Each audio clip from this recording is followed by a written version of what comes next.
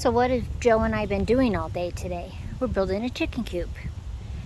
And we have our paperwork for our license, and I had this beautiful window, and I thought, I'm going to put that in my chicken coop.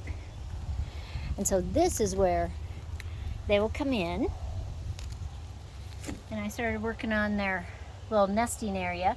I'm actually using 5-gallon buckets for that. And I have my $10 roof that we got. It was just out in the field at the lumber yard, and they sold it to us for $10.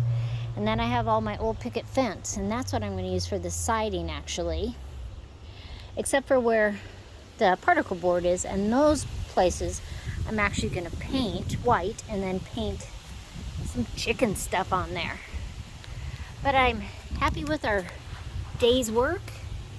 It's 6 feet by 4 feet, so 24 square feet, so it meets our requirements. But I just think I'm going to love this window. The girls will be able to see outside, I'll be able to see in, and I think it'll be fabulous.